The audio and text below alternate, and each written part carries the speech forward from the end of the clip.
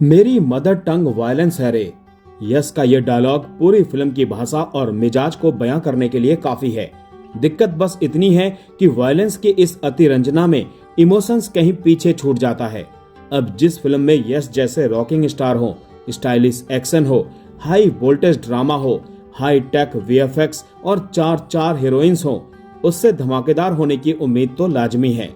लगभग 500 करोड़ के बजट वाली इस फिल्म में गोलियों और धमाकों की तो भरमार है, इतनी कि आपको केजीएफ के रॉकी भाई की कमी नहीं खलेगी।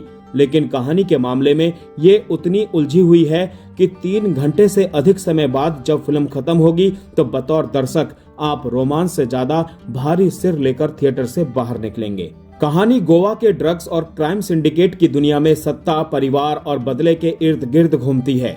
फ्लैशबैक के जरिए कहानी राया यानी यस की दुनिया में ले जाती है। एक ऐसा शख्स जिसके लिए हिंसा सबसे बड़ा हथियार है।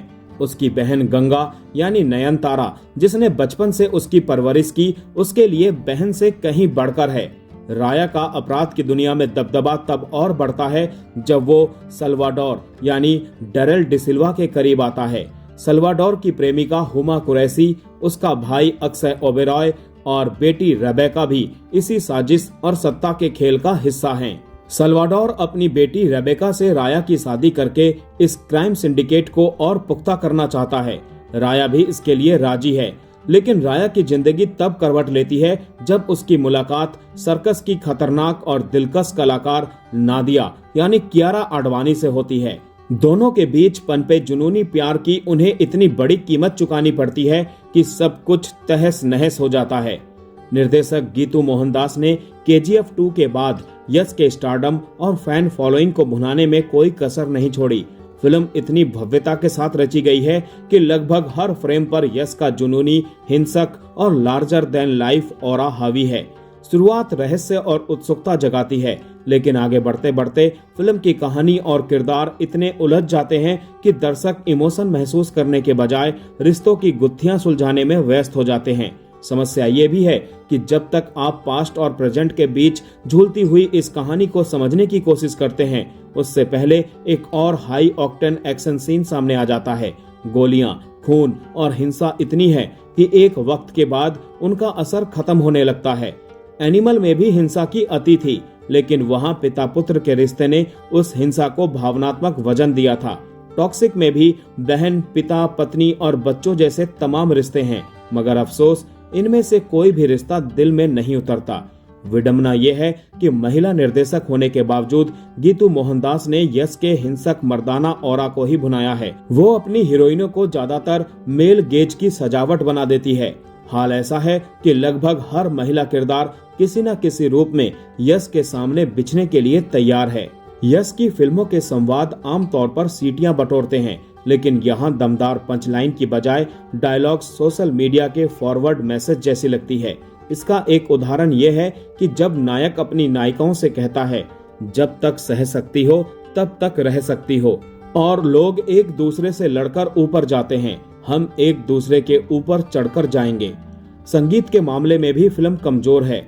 तबाही गाना जरूर थोड़ी तबाही मचाता है, लेकिन बाकी गाने बस आते जाते रह जाते हैं।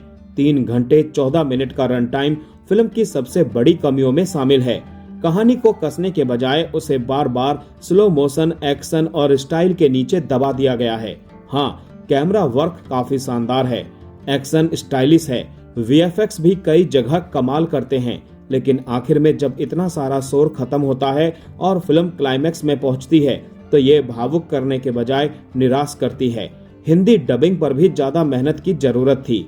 अभिनय की बात की जाए तो एक समय कन्नड़ फिल्मों के ध्वजवाहक रहे यस आज पैन इंडिया स्टार का दर्जा पा चुके हैं।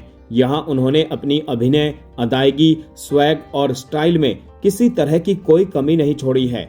वो फिल्म का सबसे बड़ा प्लस पॉइंट साबित होते हैं। उनका एक्शन, चाल, सिगरेट पीने का स्टाइल या फिर उदास और खूंखार आंखों वाला लुक उनके फैंस के लिए किसी विजुअल ट्रीट से कम नहीं। उनका यंगर वर्जन भी काफी दमदार है। कियारा आडवाणी ने नादिया की भूमिका में ग्लैमरस लगने के साथ साथ कहानी को इमोशनल आधार दिया है, लेकिन उनके किरदार को और गहराई दी जानी चाहिए थी। यश की बहन की भूमिका में मजबूत इरादों वाली और गोलियां बरसाती गंगा को नयनतारा ने बखूबी निभाया है। हुमा कुरैशी और तारा सुतारिया कम स्क्रीन टाइम के बावजूद अपनी भूमिकाओं में असर छोड़ती हैं। रुक्मणी वसंत और संजीदा शेख भी अपनी छोटी छोटी भूमिकाओं में प्रभाव छोड़ती हैं, लेकिन तमाम महिला किरदारों में गहराई की कमी तो खलती है। अक्षय ओबेरॉय और बाकी सपोर्टिंग कास्ट अच्छी है। तो दोस्तों, वायलेंस वायलेंस वायलेंस, खून खराबा वाली कहानियों के अगर आप शौकीन हैं और यश के हार्डकोर फैन हैं, तभी यह फिल्म देखें।